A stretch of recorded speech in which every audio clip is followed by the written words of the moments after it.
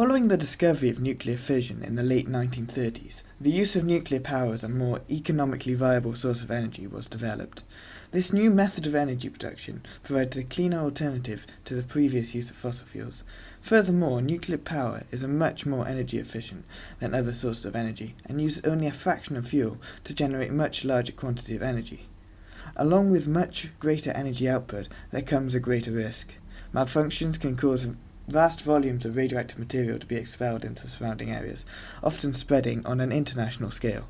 Nuclear power plants use the same method to generate electricity as coal and oil plants, which is to produce heat energy to evaporate water into steam and then use this to turn a turbine, which in turn generates electricity. Nuclear power plants produce the heat energy by a process called nuclear fission. The basic idea of this is to fire a subatomic particle called a neutron into a uranium-235 atom, creating a uranium-236 atom. This new atom is ridiculously unstable and breaks down in nanoseconds. This produces two smaller daughter atoms and a large amount of heat energy and up to 3 more neutrons. These neutrons can then be used to cause more nuclear fission. This is known as a chain reaction, and in order to control the rate of fission, rods called control rods are used to absorb the neutrons. The main aim of the safety systems is to keep the nuclear fuel and waste products contained, mostly in the reactor core.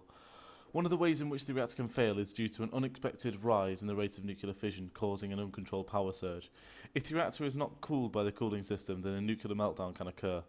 The main two reasons for this is either a loss of coolant due to physical damage to the system, or a power loss so that the coolant cannot reach the reactor. Another way in which the reactor can fail is if the control rods are ineffective or not present in the reactor core.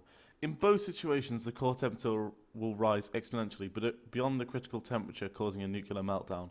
The method for classifying nuclear meltdowns is the International Nuclear Event Scale. This is a 7-point scale where 7 is the worst meltdown on record, and a level 4 is the lowest incident where a person has died as a direct cause.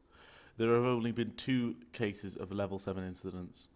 Following a nuclear meltdown, it is the nuclear fission products that pose the largest risk to life. Some of the most common and serious fission products are iodine-131, strontium-90 and cesium-137. These exhibit a moderate rate of radioactive decay and so present for long enough to be transmitted into the body and give rise to health implications. These radioisotopes infer a risk through beta decay, which emits high-energy electrons known as beta particles. These are able to penetrate up to 2 mm into tissue around the site of emission. Direct exposure can lead to burns or skin irritation. More worryingly, once internalized, there is a high carcinogenic risk. As the beta particles pass through the tissue, it interacts with molecules ionizing nearby atoms, creating free radicals. These free radicals can then go on to cause indirect DNA damage. In addition, the beta particles can directly cause both single and double-strand breaks in DNA. Most often, deletions occur that can lead to downstream frame shifts, which can lead to the development of cancer. The most prevalent radioisotope is iodine-131, which is usually present in the greatest quantity following nuclear malfunction. As with many of the other radioisotopes, iodine-131 dissolves in water and can be absorbed via the lungs following inhalation or through the gastrointestinal tract after ingestion. The radioactive iodine is then concentrated into thyroid follicular cells, where iodine would normally be utilised for thyroid hormone production. Here the iodine-131 is incorporated into tyrosine molecules to form a larger storage protein, thyroglobulin.